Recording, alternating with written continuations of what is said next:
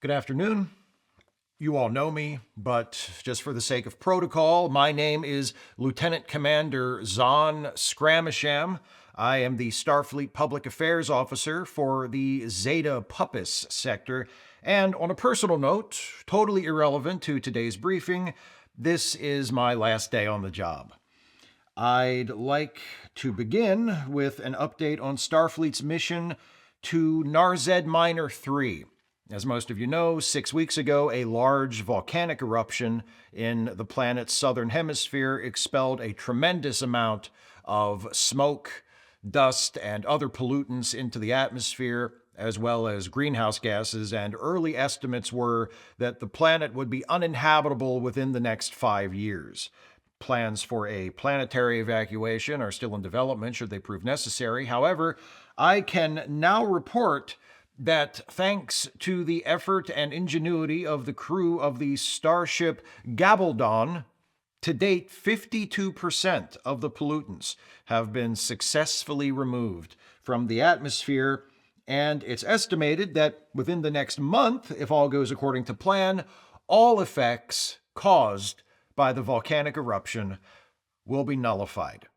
Starfleet would like to extend its congratulations and appreciation to the crew of the Gabaldon, particularly Captain Springer and the Chief Engineer, Lieutenant Doyle, for conceiving and executing the bold plan of intentionally flooding the atmosphere with high levels of neutron radiation in order to make the pollutants easier for the transporter to lock onto and beam away, a plan which, if unsuccessful, would have led to the deaths of billions of people. We love it when taking a risk pays off.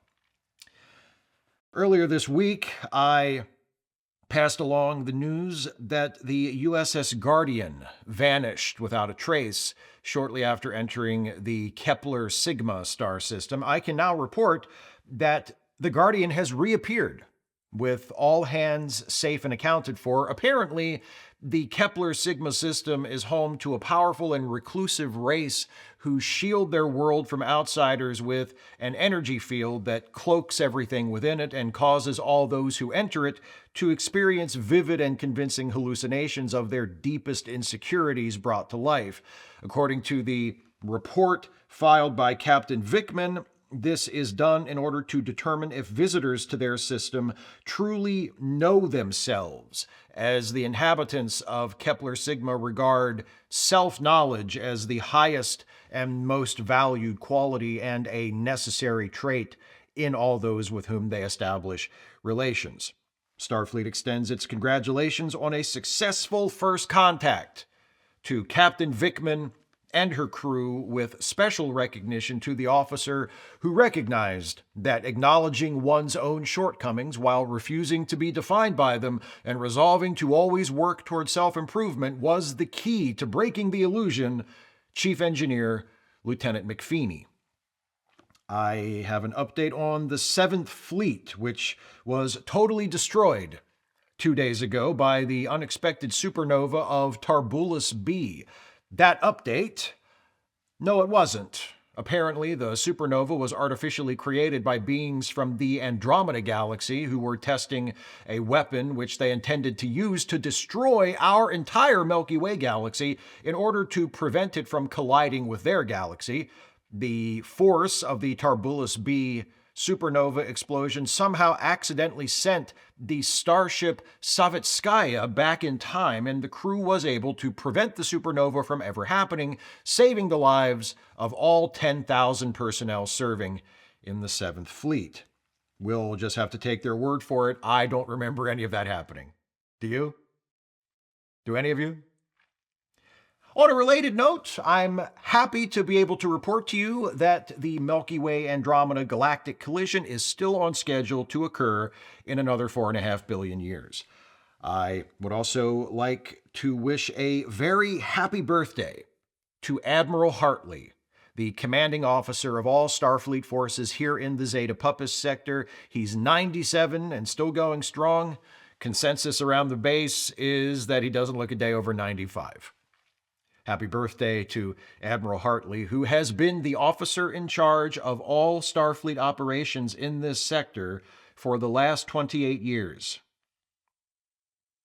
And finally, as I'm sure you are all aware by now, yesterday there was a piece published by ProPublica which reported on the existence of a secret Starfleet prison camp on Skardalgia 9, at which there are approximately 4,000 Zaxorians still being held, despite the fact that the war between the Federation and Zaxor ended over 20 years ago, and the release of all prisoners of war from both sides was a condition of the peace agreement. I am not at liberty at this time to confirm or deny any specific statements made by the anonymous Starfleet source quoted in the article. However, I can broadly confirm that the article is accurate in its description of the existence and nature of this facility, and I wish to express Starfleet Command's deep remorse for this regrettable situation. Now I will be happy to take your questions on any of the topics I've addressed here today. Let's start with Tanya. Thank you. Tanya Exodus, Europa City Herald. How long has Starfleet known about the existence of this prison on Skardalgia, and why weren't these Zaxorian prisoners released with the others after the peace treaty was signed? As I said, I can't get into specifics, but I think it's obvious that certain people within Starfleet have known about it the entire time. As for why these prisoners weren't released, I can't speak to that either. But if you imagine the various possible reasons why an organization might want to continue holding a large number of prisoners of war and conceal it from the public, it's probably one of those. Dex. Yes, Dexter Wrong, Sacramento Bee. The ProPublica article claims that the existence of this prison on Skardalgia was kept secret even from the Zaxorian government. Has there been any contact between the Zaxorians and the Federation about this? And if so, can you characterize the Zaxorian reaction to this revelation? Again, can't get into specifics. I can say that there has been contact between the two governments since the publication of the story. And if I were to characterize the Zaxorian reaction, I would say they mad. Thucydides. Thucydides 5, Chicago Sun-Times. Can you confirm reports of prisoners at the Skardalgia facility being treated with neglect? If so, was this neglect the result of the mandate to keep the facility hidden? Good question. Again, no specifics other than to confirm the accuracy of the article. I will just point out the anonymous Starfleet source quoted in the article described the treatment of the prisoners as willful neglect, which to me implies that it is not the unavoidable result of imposed conditions, but rather a conscious choice. Let me go to Starpock. Starpock, Vulcan Science Monitor. The anonymous source quoted in the article states that one of the explanations for the continued operation of the secret prison proposed by high-ranking Starfleet officials to be offered in the event the prison's existence was discovered was that its existence has merely been overlooked for the past 20 years. Can you confirm that this was in fact discussed? And is it a realistic explanation? As far as confirmation, I can only refer you back to my previous statements regarding the overall accuracy of the article. I would just observe that the anonymous Starfleet source described Starfleet officials discussing the prison being overlooked for 20 years as a possible excuse if and when the prison's existence was discovered, which indicates to me that these officials knew about its existence already, which would mean it had not, in fact, been overlooked. However, hypothetically speaking, is it possible Starfleet might have honestly overlooked the continued existence of an illegal prison still holding captives taken during a war that's been over for decades? I would say it's not impossible. Look how many wars we fought over the last century. Do you think most people even remember the war with Zaxor? That's a lot of wars when it gets to the point where people can't even remember them all, you know? It's a good thing the Federation is so peaceful and benevolent, or we might have had even more wars, right? Annie. Annie Wimple, Chunichi Shimbun, is this secret prison being operated by the rogue Starfleet intelligence agency that has long been rumored to exist? I mean, that would be pretty convenient for Starfleet, right? If it was being operated by a rogue, off-the-books department of which top brass had no direct knowledge or oversight, kind of lets them off the hook. Which one might speculate is the entire reason that department is allowed to continue to operate. If it exists, that is. I'll just say this. If this prison were being operated by the agency you're referring to, I'm pretty sure nobody would have ever found out about it. The fact that this prison's existence was even able to be discovered, well, draw your own conclusions from what the anonymous Starfleet source said in the article. Thucytotron. Follow-up to previous query. Go ahead. Are you the anonymous Starfleet source? I'm sure as a journalist yourself, you understand how sacred it is when a journalist chooses to protect their sources. The journalists responsible for the article on the prison on Skardalgia 9 chose to protect their sources, and it would be disrespectful and irresponsible in the extreme for me to reveal the identity of that protected source, whoever they might be, assuming I even know, which, I mean, maybe I don't. Let me say this. It's not for me to tell any of you how to do your jobs, but the article we've been talking about is full of concrete details that you're all free to investigate. I don't think it's necessary to engage in speculation. This is a serious issue.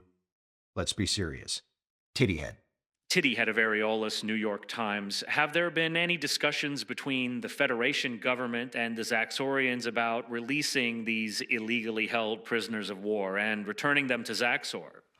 Above my pay grade, rhetorically speaking.